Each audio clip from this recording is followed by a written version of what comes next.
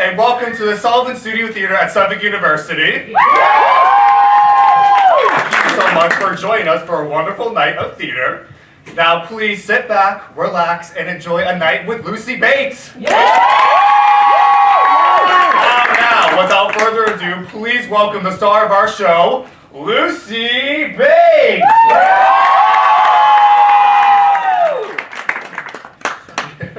Lucy Bates! Lucy Bates!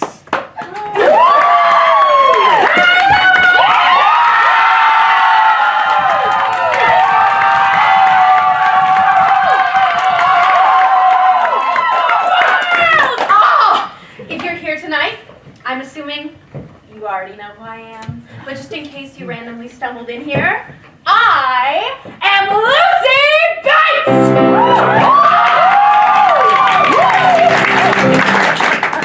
I've been performing on and off professionally since I was 6 years old.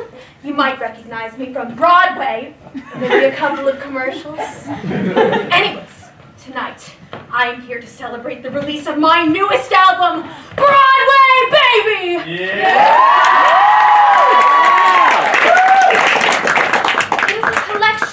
Of some of my favorite hits from the Great White Way, mostly ones that have impacted my life in some sort of way. I'm going to tell a few stories. I'm going to sing a few songs off the record. It'll be a blast.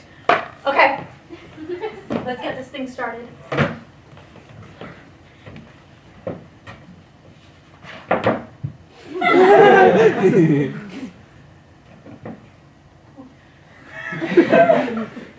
You'd think after spending most of my life in front of an audience, I'd be really comfortable doing this sort of thing, but to be honest with you all, I'm really nervous right now. Performing as a character feels way different than being up here as me.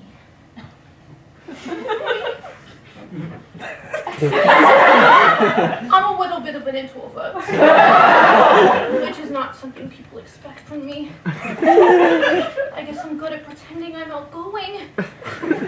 But honestly, I've always been shy. I confess it, I'm shy.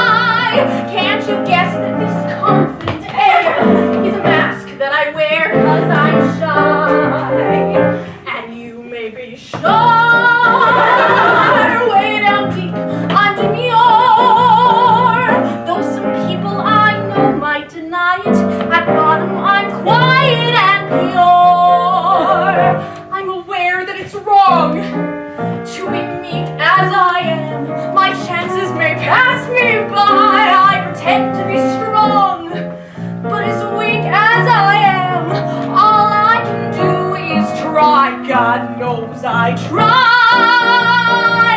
Though I'm frightened and shy, and despite the impression I give, I confess that I'm living a lie.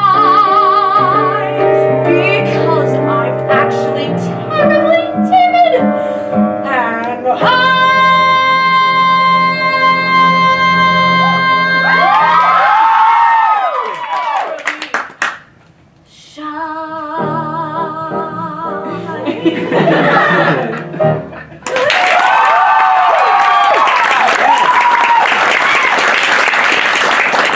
Okay, that first bit was totally just a setup for the song, but it's not totally untrue. It actually is pretty hard for me to perform as myself. Playing a character is second nature to me. I've been doing it for longer than I can remember. My mom loves to tell stories about how I would put on shows in our backyard as a toddler. I would force anyone who was at our house to sit in our backyard and watch me sing and dance for hours on end. Even if I didn't have an audience, she says that I would perform to an imaginary crowd for hours on end. I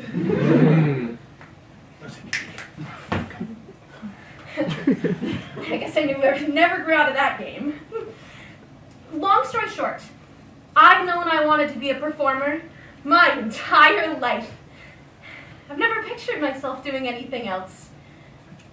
I honestly don't know what else I could do. Anyways, I've always felt really lucky that I had a family that supported my dreams from early on. My mom started letting me go to auditions when I was 6 years old. But if I had it my way, I would have started a lot sooner.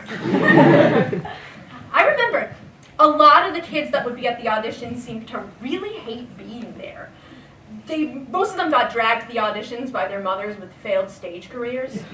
My mom was not in the business. And frankly, she hated having to spend her weekends sitting and listening to these women gush on and on about the children they were projecting through. She didn't take me to auditions for any other reason than to make me happy. At most of my early auditions, I would sing one of two songs. Animal Crackers in My Soup by Shirley Temple. Or this one. When all the world is a hopeless jumble and the raindrops tumble all around, heaven opens a magic way.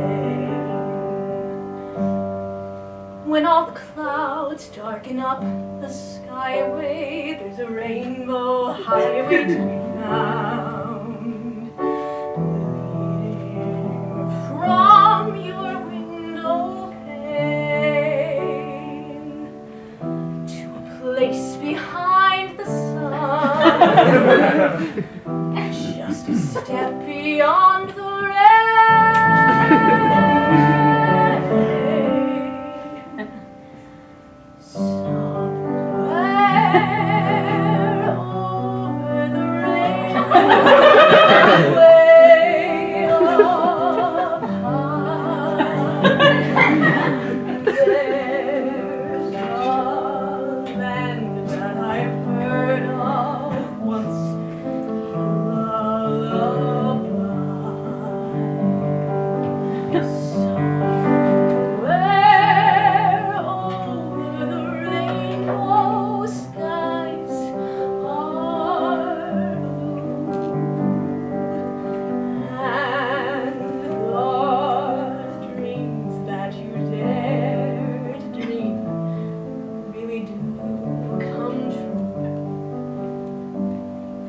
Someday I'll wish upon a star and look up where the clouds are far behind me, where troubles melt like lemon drops away above the chimney tops. That's where you'll find me. Somewhere,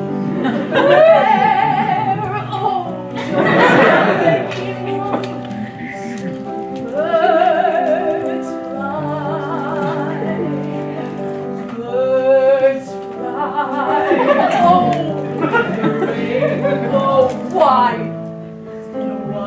can't I? If happy little bluebirds fly beyond the rainbow, why, oh, why can't I?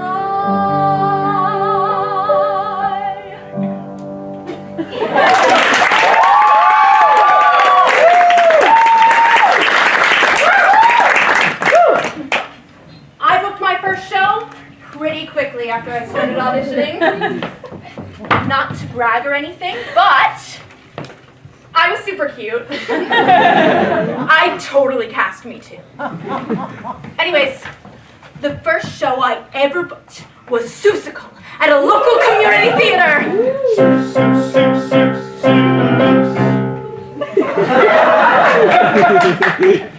I was Cindy Lou Who, which was super cool because I was the only ensemble kid with a named role.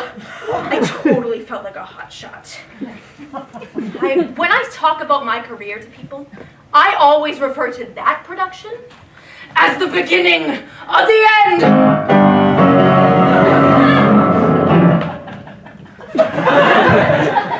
I started working on the first day of rehearsals, and then I never stopped.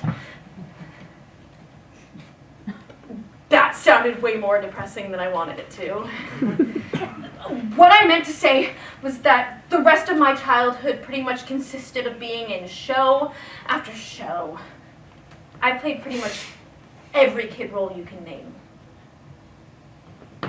Actually, that could be a really fun game. Yell out any show that you can think of. And if I somehow haven't done it, I'll sing any song you want. Any song. Okay. All right, everybody. Who wants to guess? Andy. Don't ask silly questions. Matilda. Matilda? Well, I was in the pilot production of The Junior. I played Matilda. Young Fiona. Yeah. Young Fiona. Again, silly questions. 5 times. Anyone else? Singing in the Rain. Singing in the Rain. Yeah, again, pilot production of The Junior. So, Mary Poppins. Mary Poppins. I was Mary Poppins, and I was Jane as well. What is that? Again? Chambers, the musical. I don't think I'm familiar. Everyone, we have a winner! Okay, what song do you want?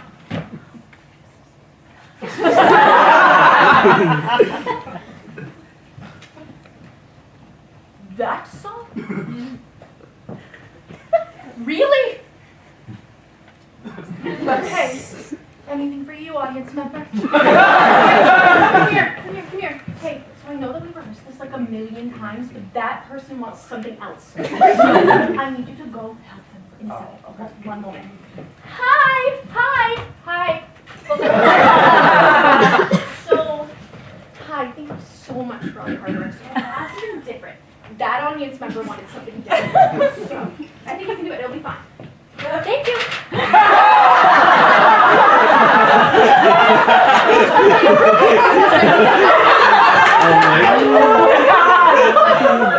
I aim to please.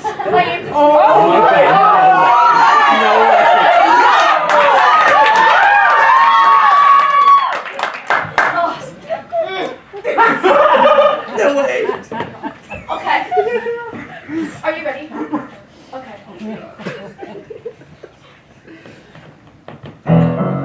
Dance 10 still on unemployment. That ain't it, kid.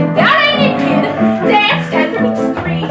It's like to die. Left the theater and called the doctor for my appointment to buy tits and ass. Got himself a fancy pair.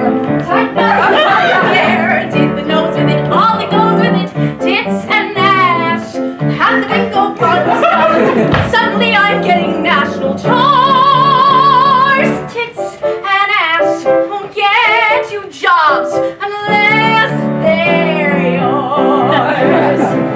Didn't cost a fortune either. Didn't hurt my sex life either. Flat and sassy. I get the sprays of losers. Beggars really can't be choosers. That ain't it, kid. Fix the chassis. How do you do? Life turned into an endless medley of gee, it had to be you. Why? Tits and ass. Where the cupboard once was bare. Now you're knocking someone's there. Bottom page, top to bottom, hey, it's a gas. Just a dash of silicone. Shake your new maracas and you're fine. Tits and ass can change your life. They sure change mine. Have it all done. How do you take my word? Grab the cab, come on. See the Wizard on Park and 73rd. For cheap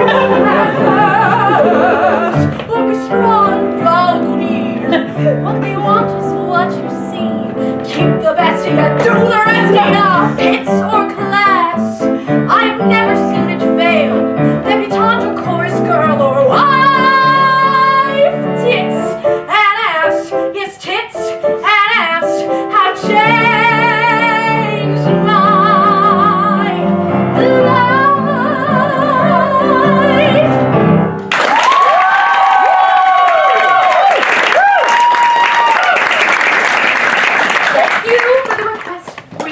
audience.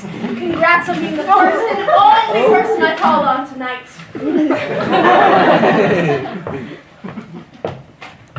I totally veered off track. What was I talking about? My childhood. Although I pretty much spent all of my free time in rehearsals. The rest of my life was pretty standard. I went to school. I rode bikes with my neighbors. I went to birthday parties. I was a Girl Scout. I was pretty much a normal kid, except for the fact that I was working full-time as an actor. Now, in the world of children's theater, there's a hierarchy of roles. There are some credits that pretty much every kid has, like a lost boy in Peter Pan, or a townsperson in The Music Man. These are nothing to brag about, but they're good filler. Then, you have your mid-tier roles, like Little Cosette in Les Mis, or Jojo. Seussical. These are pretty good roles that people get competitive over. However, there is one role that makes every other child critic pale in comparison. A role that people would kill and die for. The holy grail of roles written for brave pubescent girls!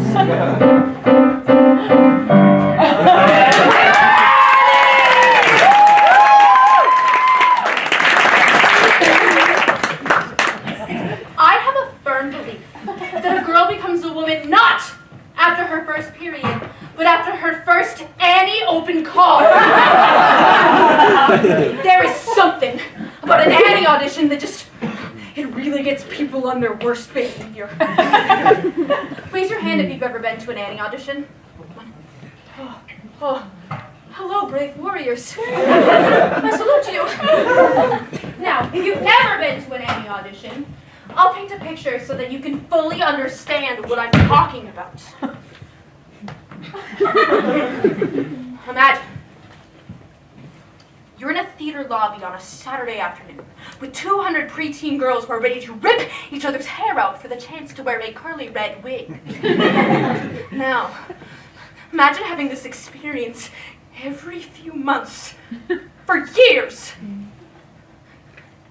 This was my life as a preteen. I auditioned for Annie so many times, I honestly lost count. If I could guess, I'd say it was between 20 and 30 times. I always saw the same girls at these auditions too. And I had these weird, half friendship, half rivalry relationships with them. I was always glad to see them around, but I'd also gladly obliterate them in a hard knock life dance call.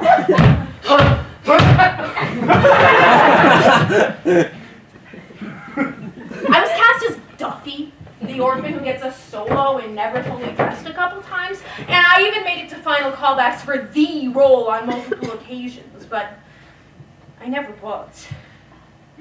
That was until I got the call. I was 11 years old and playing Mary Lennox in The Secret Garden at the Sullivan Studio Theater in Boston, Massachusetts. What? Another pretty high-tier child role, might I add, not to toot my own horn or anything. After the show one night, my mom was approached by a talent scout from New York City. He explained there was an upcoming revival of Annie in the works, and that I should absolutely audition. Now, if booking the role of Annie at a regional theater was like finding the Holy Grail, this was like winning the lottery and discovering all the secrets of the universe on the same day. This was it. My big break. To say I was excited for the audition is an understatement. I spent a few weeks preparing intensely, and before I knew it, my mom and I were on the car on our way to New York City. I'd never been to the city before, but when I arrived, it felt like home. It was love at first sight. Another 100 people just got off at the train and came up to the ground, while another 100 people just got off at the bus and are looking around at another 100 people who got off at the plane and are looking at us who got off at the train and the plane and the bus maybe yesterday. It's a city of strangers. Some come to work, some to play. A city of strangers. Some come to stare, some to stay. And every day, the ones who stay can find each other in the crowded streets and the guarded parks, by the rusty fountains with the dusty trees and the battered marks, and they walk together past the postered walls with the crudery marks, and they meet at parties through their friends of friends who they never know. Will you pick me up or do I meet you there? Shall we let it go? Did you get my message? 'Cause I looked in vain. Can we see each other Tuesday if it doesn't rain? Look, I'll call you in the morning or my service will explain. And another 100 people just got off the train.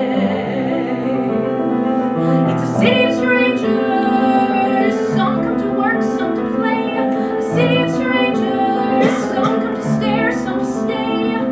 And every day, some go away, where they find each other in the crowded streets and the guarded parks, by the rusty fountains with the dusty trees and the battered bars, and they walk together past the postered walls with the crudery marks,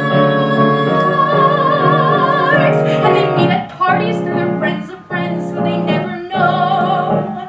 Will you pick me up or do I meet you there? Shall we let it go? Did you get my message? 'Cause I looked in vain. Can we see each other Tuesday if it doesn't rain? Look, I'll call you in the morning or my service will explain. And another 100 people just got off the train. And another 100 people just got off the train. And another 100 people just got off the train. And another 100 people just got off the train. Another 100 people just got off of the train.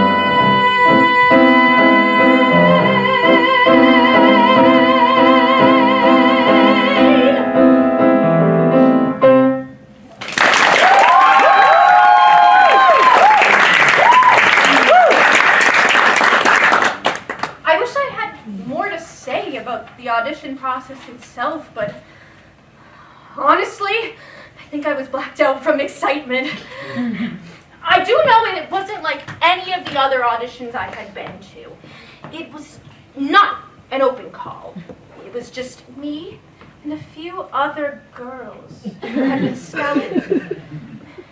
I went through 4 rounds of auditions, each one with a smaller group of girls. Eventually, it was between me and 2 other girls. We each sang through any solos. We did a few readings from the script. And then we went home.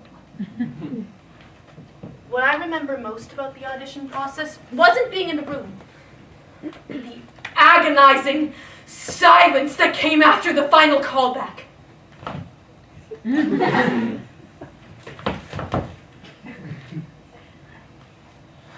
For days, I sat and made my mom refresh her email over and over, waiting to hear something.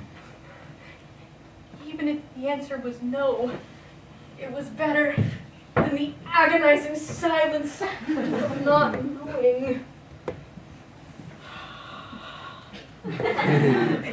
Eventually, though, an answer did come. And it wasn't no. It is still unbelievable to me that I led a Broadway show at 11 years old. I was with the show for almost 2 years, and every morning I'd wake up expecting to find out it had all been a dream. But it wasn't. Of course, it wasn't all easy. My mom and I had to uproot ourselves to move to the city, which was a massive adjustment for both of us. Due to how rigorous playing Annie was, I had to leave public school and start taking online classes. I was also sick a lot because of how rigorous an 8-show-a-week schedule is. I usually perform, even if I was sick, though. The show must go on. I won't lie, it was pretty lonely sometimes, but I was living my dream, so all the bad stuff was worth it. I got to perform at the Tony Awards. I missed Thanksgiving with my family to perform at the Macy's parade. I did so many things that most people only ever dream of doing. The years I spent in Annie were some of the best years of my life, and leaving the show was really heartbreaking to me. Saying goodbye to Annie meant saying goodbye to the dream that had defined my entire life up to that point, and the prospect of finding a new dream was really terrifying. To add on to that terror, I was also freshly 13 years old in the beginning stages of puberty. Life changed practically overnight, and suddenly it was much more difficult for me to get an audition. I was no longer a cute little kid. I was an awkward teen. Audiences don't really like to see the awkward stage between child and adult, so there's basically no roles written for that age range.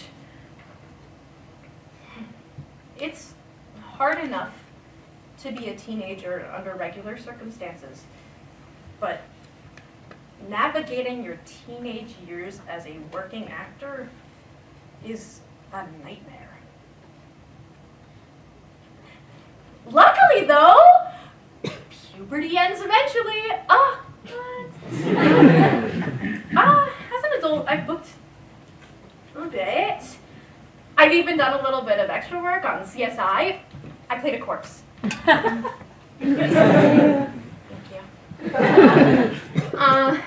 My mom moved back home when I turned 18, but I decided to stay in the city and keep auditioning or whatever. It's not magical here anymore, but I can't get myself to leave. Sometimes I wonder what I'd be up to now if I left when my mom did. I think I'd be in a sorority or something.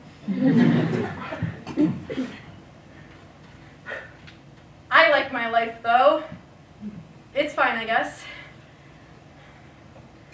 It's been almost a decade since Annie closed, and although I haven't made it back to Broadway yet, I still keep trying.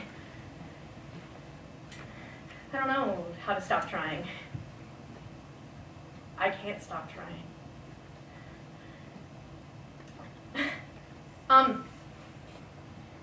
Anyways, I just wanted to thank you all for coming out tonight. The album is available on all streaming services, and if you buy a CD, I will sign it for you after the show.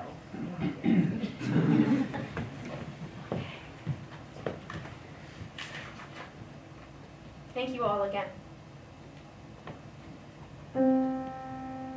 The sun'll come out tomorrow. Bet your bottom dollar that tomorrow there'll be sun. Just thinking about tomorrow clears away the cobwebs and the sorrow till there's none. When I'm stuck without a day, it's gray and lonely. I stick on my chin and grin and sad.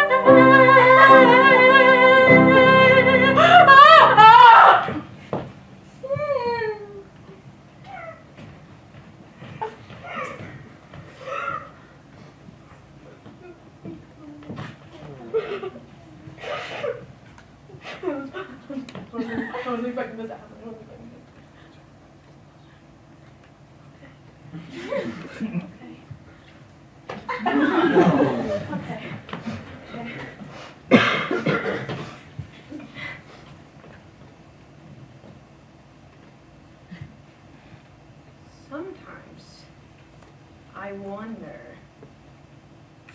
why I keep trying. I have had the same dream my entire life, and it already came true. What happens next if you achieve your life goal at 11 years old? I don't know.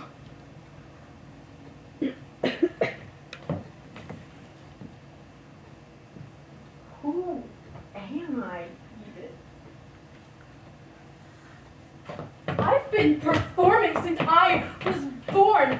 I don't know who I am if I'm not this. I have no other skills. I have no friends. Like, I guess if you're here tonight, you're like my friend or whatever, but how many of you really know me? Honestly, there's not that much about me to like. I don't have a personality outside of being a star. People have told me to remember them when I'm famous for my entire life. What if I'm never famous? I was supposed to be famous. Do you want to know what I do now? I work at the fucking M&M store in Sullivan. I sell stupid tourist shirts with the green M&M on them, and I look out on all the billboards that should have my face on them. I should be on them! And why did I think this dumbass album was gonna change anything for me? Nobody's gonna stream it! This whole concert has just reeked of desperation, and none of you had the heart to tell me how pathetic I looked before I got up here. What was the point of any of it? Why am I a freak? Why couldn't I have just been a normal kid? Why was I cursed to be like this? Why am I like this? Ah!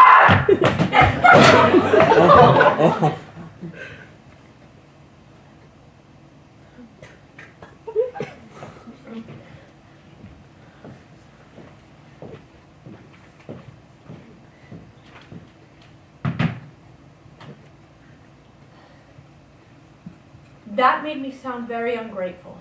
I promise I'm not. I'm thankful for all of it.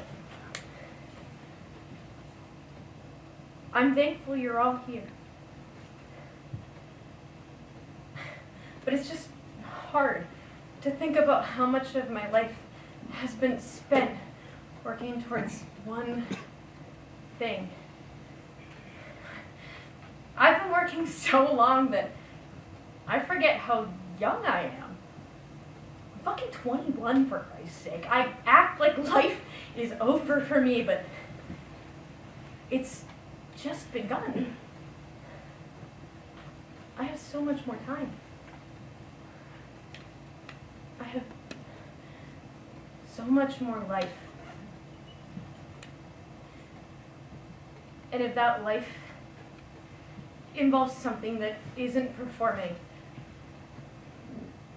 I guess that could be all right. I don't think I'll ever be able to stop loving the spotlight, but maybe there is more hope there for me to love. Maybe I'm more than just this. I don't know. But I can't wait to find out. When I'm stuck with a day that's gray and lonely, I just stick out my chin and grin.